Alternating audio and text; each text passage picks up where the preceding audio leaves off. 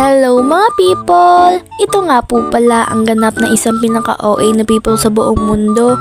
Huy, hindi magiging ganun be. Hala, napaka-OA. May mga ganap ka talaga sa araw ko ngayon be, kahit ka talaga yung holiday. Tapos sa mga oras na yan is naghatid nga talaga kami ng ipapalaundry namin. 2 beses nga talaga kami nagbalik dyan be. Tapos ayun, buti na nga lang, hinatid na nga lang talaga ako ni kuya papuntang school be. Kasi ang hirap makasakay dyan be. Kahit kasi nga walang pasok naman. Tapos pagdating ko nga talaga dito is iilan pa nga lang talaga kami dito be. Tapos anong oras na rin talaga yan, ay grabe talaga, 8:30 yung call time. Tapos anong oras na masimula, Filipino time nga naman.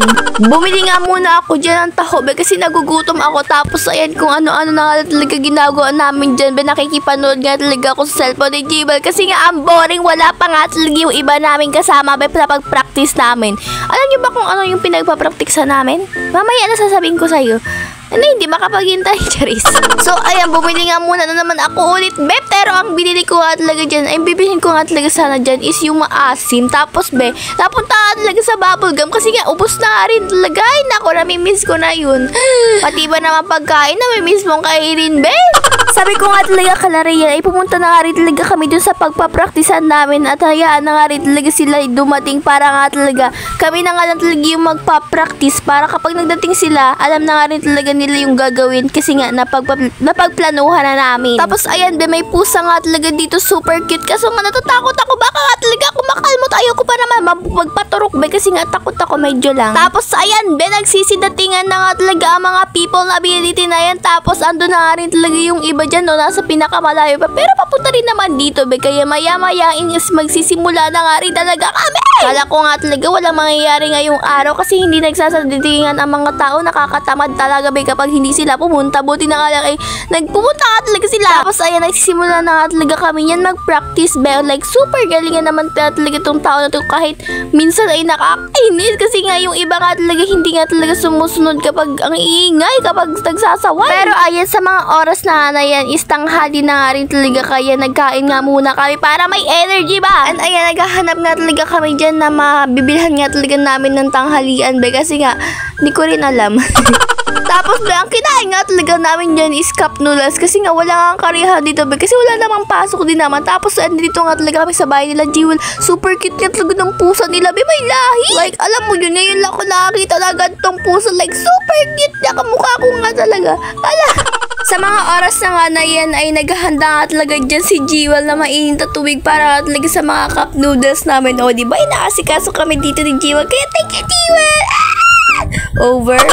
Tapos ito yung masaklap de, kasi nga yun nilagay nga talaga ni Jewel sa ibang is hindi nga din talaga nag-init nga talaga, kasi dun sa water dispenser nagkaroon nga talaga ng problema be. Kaya hindi nga rin talaga yan magiging malambot yung yung like pansit, kaya binubo nga muna dyan ni sino nga to?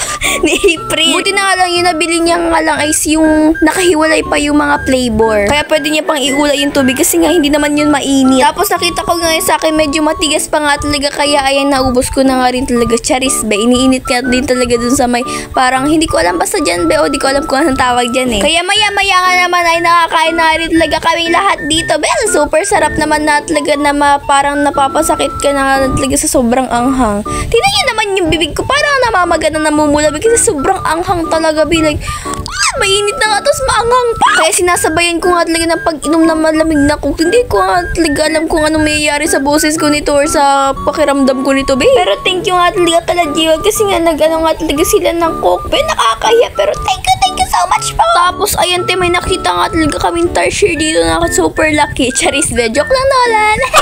Kaya maya-maya nga nagsimula na naman nga talaga kami dito mag-practice. Tapos hindi nga muna kami nagawa ng mga steps. Dito nga muna kami pabilog nga talaga para yung boses muna nga namin yung ipapractice namin be. Tapos nagbilog nga talaga kami dyan para nga talaga ay like parang sama-sama nga talaga yung mga boses be. Ganun be. Ang problema nga lang talaga kapag minsan ay natatawa nga talaga kami sa mga boses namin be. Tapos Tapos dito pinaractice na nga din talaga namin yung pinapractice namin with ano na nga talaga with mga steps na nga talaga. Panoorin nyo na nga lang tampo nung ang full video nito bukas kapag nag-ano na kami. Kasi ngayon nga na talaga kami nakapag-practice ng maayos. Tapos bukas na nga rin talaga yung yung perform nga talaga niyan. Napatigil nga muna kami mag-practice dito kasi nga may gusto nga talaga mag-interview sa amin yung sa mga taga-awitan lang na kasi yung mga estudyante nga po pala nag-interview is mga taga-Mabini. So parang college na nga ata sila hindi ko alam. Tapos ayan, nagang sagot nga talaga sila dyan sa mga tanong na tinatanong ni Kuya. Like, ang gagaling magsagot dito, pwede na to sa Miss Universe.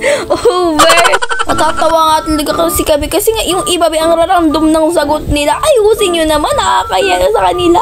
Charis. Kaya ayan, tapos na nga rin talaga sila mag-interview. Kaya thank you nga rin po talaga kasi nag-ginadlock nga talaga kami dahil alam nilang yung sabayang pabigis nga talaga ang pinapractice namin. So, kaya shoutout nga po pala sa inyo. And maya-maya nga ate ay uwian na nga rin talaga kasi natapos na nga rin talaga namin practicing lahat. Like, ang gagaling ng tao na to. Like, alam mo yun, isang araw nyo lang pinagpraktisan yun, babe. Sana nga talaga magawa namin to ng maayos bukas at kung papala rin, manalo ba?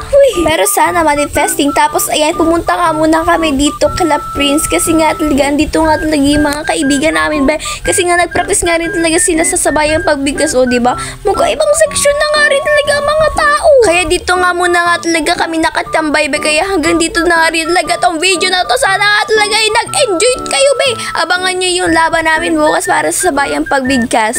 Bye-bye na guys! Salamat sa panonood mga people. Magugubi na nga talaga ang pinaka-OA ni people sa buong mundo,